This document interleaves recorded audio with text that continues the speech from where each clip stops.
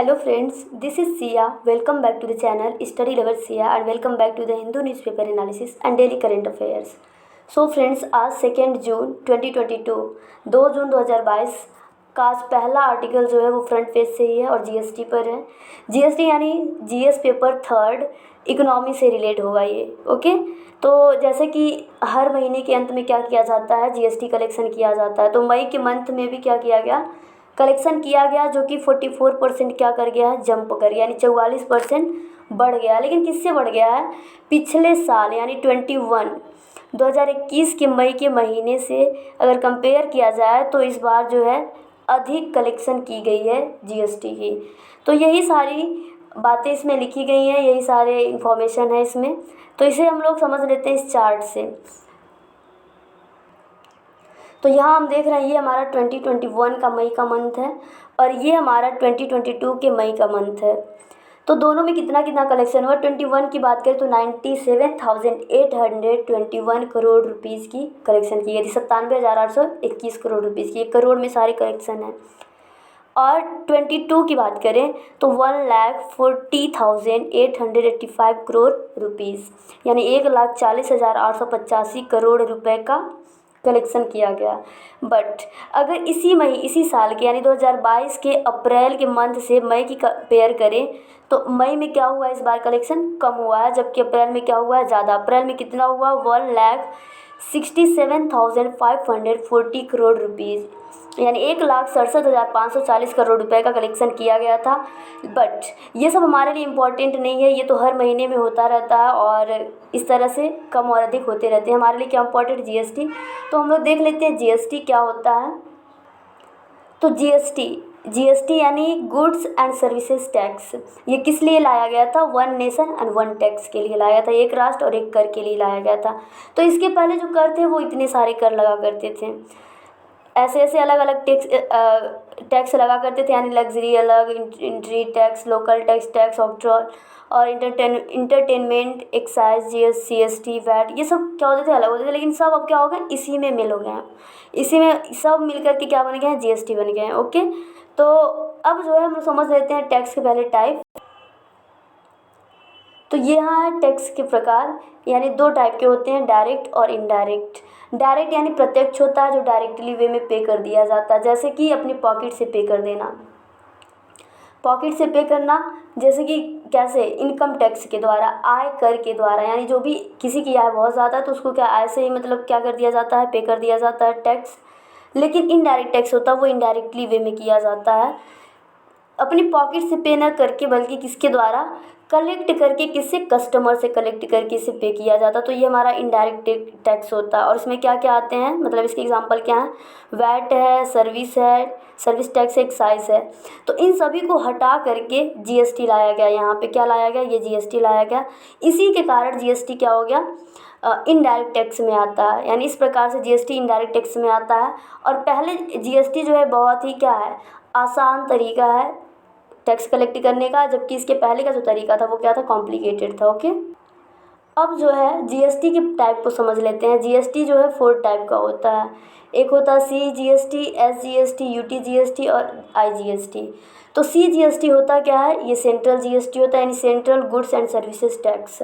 और एसजीएसटी क्या होता है, स्टेट जीएसटी, और यूटी यूनियन टेरिटरी जीएसटी। और ये आईजीएसटी क्या होता है, इंटीग्रेटेड जीएसटी होता है। ओके, तो यहाँ पे जो इसके टाइप हैं, ये 3 टाइप जो होते हैं, एक एसजीएसटी, यूटीजीएसटी और सीजीएसटी, ये किस में आते हैं, इंट्रा स्टेट या फिर इंट्रा यूनियन या फिर यूनियन टेरिटरी ट्रांजैक्शंस। ओके, तो इसमें ये तीनों टैक्स जीएसटी आते हैं। और इंटर स्टेट ट्रांजैक्शंस में आईजीएसटी आता है। ओके, तो अब हम लोग समझ लेते हैं ये एसजीएसटी, यूटीजीएसटी होता क्या है। तो सीजीएसटी जो होता है वो गवर्नमेंट के द्वारा, यानी सेंट्रल गवर्नमेंट के द्वारा कलेक्ट किया जाता है, और एसजीएसटी स्टेट गवर्नमेंट के द्वारा कलेक्ट किया जाता है। किस प्रकार से किया जाता है, अब जैसे एक वस्तु हम खरीदते हैं, जैसे हम एक मोबाइल खरीदें तो उस पर 18% क्या है, टैक्स है। तो कैसे कैसे सेंट्रल गवर्नमेंट और स्टेट गवर्नमेंट से कलेक्ट करेगी, इस पर से मतलब कर कैसे लेंगे दोनों लोग। तो इस पर जो कर लगेगा, टैक्स लगेगा, वो 50% में क्या हो जाएगा, ये जो टैक्स है 50-50% में डिवाइड हो जाएगा, यानी 9% कहाँ को चला जाएगा, सेंट्रल गवर्नमेंट के पास, और 9% कहाँ चला जाएगा, स्टेट गवर्नमेंट के पास चला जाएगा। तो इस प्रकार से ये डिवाइड हो जाता है। फिर इसके बाद और इसी तरह से क्या आ जाता है, यूनियन टेरिटरीज़ में भी होता है। अगर यूनियन टेरिटरीज़ में हम कोई वस्तु लेते हैं तो फिर उसी तरह से उसमें भी ऐसे ही होता है, सेम होता है, ये दोनों होता है सेम। क्या होता है, यूनियन टेरिटरीज़ और स्टेट जीएसटी। ओके, तो इस तरह से IGST देख लेते हैं। ये इंटीग्रेटेड जीएसटी होता है। ये कब यूज़ किया जाता है, जब हम इंडिया में ही बने हुए एक राज्य से कोई वस्तु खरीदते, मतलब कहने का मतलब मेरा ये है कि एक राज्य में कोई वस्तु बन रही है और बेची जा रही है दूसरे राज्य में, दूसरे स्टेट में बेची जा रही है। तो इसमें दिक्कत ये होती है, ये तो 50% सेंट्रल गवर्नमेंट का तो फिक्स है टैक्स है, जो 50% बचता है वो किसके पास जाए, यानी बनाने वाले के पास जाए या बेचने वाले के पास जाए। तो जैसे कि हम केरला में कोई वस्तु बन रही है, केरला में कोई वस्तु बन रही है और ख़रीदा जा रहा है, उसे बेचा जा रहा है, उसे कहाँ पे, यूपी में मान लेते हैं।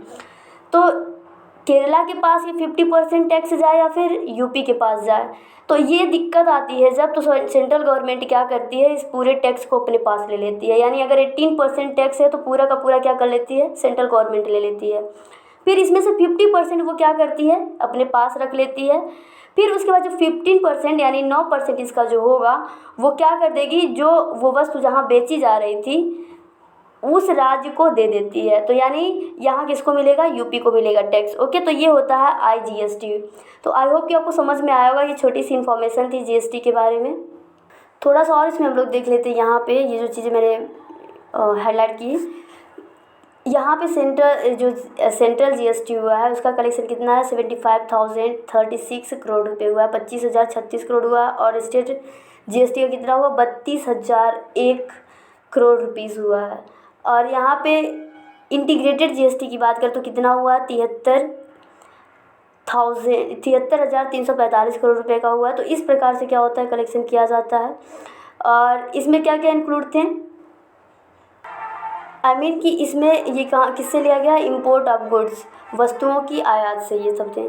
तो ये कोई इम्पोर्टेंट नहीं है, लेकिन थोड़ा सा क्लियर करने के लिए मैं ये एग्जांपल दी हूँ। अब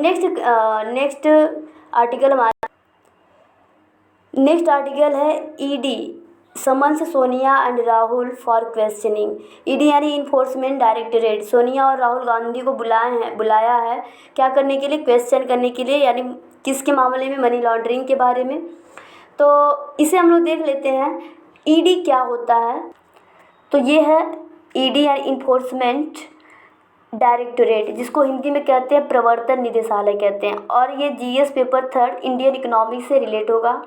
तो इसे किस नाम से और जानते हैं हम, इसे the directorate general of economic enforcement के नाम से भी जानते हैं। और ये क्या है, एक इन्फोर्समेंट लॉ और इकोनॉमिक इंटेलिजेंस एजेंसी है, जो कि रिस्पॉन्सिबल होती है किस लिए रिस्पॉन्सिबल होती है, इकोनॉमिक लॉज को इन्फोर्स करने के लिए, इकोनॉमिक लॉ को क्या करने के लिए, इन्फोर्स करने के लिए। और जो इकोनॉमिक क्राइम होते हैं इंडिया में उसके अगेंस्ट फाइट करने के लिए ये एजेंसी होती है। ओके, तो इसे बनाया गया था, किस पर्पज़ से बनाया गया था, एक्सचेंज कंट्रोल लॉ वायलेशंस जो हैं उसे हैंडल करने के लिए इसे बनाया गया था। एक्सचेंज कंट्रोल वायलेशंस क्या है वो हम लोग देखेंगे। तो फिर और किसके अंडर बनाया गया था, किस एक्ट के अंदर, ये फॉरेन एक्सचेंज रेगुलेशन 1947 एक्ट के अंदर बनाया गया था। ओके, और फिर ये कब इस्टेब्लिश किया गया था, ये 1956 में इस्टेब्लिश किया गया था।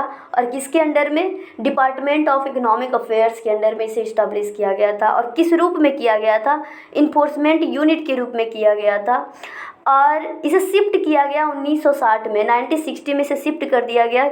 किस लिए किया गया था, department of revenue for administration, department of revenue for administration के लिए इसे शिफ्ट कर दिया गया। फिर इसके बाद इसको रीनेम दिया गया, यानी दूसरा नाम दिया गया 1957 में, जो अभी हम लोग पढ़ रहे हैं। यानी क्या नाम दिया गया, इन्फोर्समेंट डायरेक्टरेट नाम दिया गया। ओके, तो फिर इसके बाद याद रहे हम लोगों की, मतलब ये 1957 में इसका रीनेम दिया गया, जो अभी प्रेजेंट टाइम में हम लोग जो नाम पढ़ रहे हैं वही। अब जो है जो इन्फोर्समेंट डायरेक्टरेट है किसके द्वारा चलाया जाता है, डिपार्टमेंट ऑफ रिवेन्यू के द्वारा चलाया जाता है, जो किसके अंडर आता है, मिनिस्ट्री ऑफ फाइनेंस के अंडर आता है। ओके, और इसका जो हेड क्वार्टर है वो कहाँ पे है, न्यू दिल्ली में है। हेडक्वार्टर इसका कहाँ पे है, न्यू दिल्ली में है। और इसके कई सारे रीजनल ऑफिसेज हैं पूरी कंट्री में। और फिर ये किसके द्वारा हेडेड किया जाता है, डायरेक्टर, वो तो हम लोग देख भी चुके हैं, डायरेक्टर ऑफ इन्फोर्समेंट के द्वारा। और जो कि क्या रहते हैं, आईआरएस होते हैं। क्या होते हैं, आईआरएस यानी इंडियन रिवेन्यू सर्विसेज, जो कि यूपीएससी के थ्रू अपॉइंट किए जाते हैं। और ये कितने टाइप के इसमें लॉ होते हैं, 2 टाइप के, यानी एक फेमा होता है जो कि फॉरेन एक्सचेंज मैनेजमेंट होता है, एक्ट 1999, ओके। और इसके बाद सेकंड क्या होता है, prevention of money laundering act 2002 PMLA जिसे हम कहते हैं, ओके। तो इसमें हमें यही समझना है कि मनी लॉन्ड्रिंग है क्या, जिसके लिए सोनिया गांधी और राहुल गांधी को इन्फोर्समेंट डायरेक्टर क्या कर रही है, बुला रही है। तो मनी लॉन्ड्रिंग होता क्या है, ब्लैक मनी जो इलीगल तरीके से कमाया जाता है, अर्न किया जाता है, उसे क्या करना, उसे वाइट मनी में चेंज करना, वही मनी लॉन्ड्रिंग होती है। उसके प्रोसेस को क्या कहते हैं, मनी लॉन्ड्रिंग कहते हैं। तो बस ये छोटी सी इन्फॉर्मेशन थी इसके बारे में। आई होप कि आपको समझ में आया होगा। और इससे रिगार्डिंग कोई भी सजेशन आपके पास हो, प्लीज़ मुझे सजेस्ट करिए कमेंट बॉक्स में। Thanks for watching this video, thank you.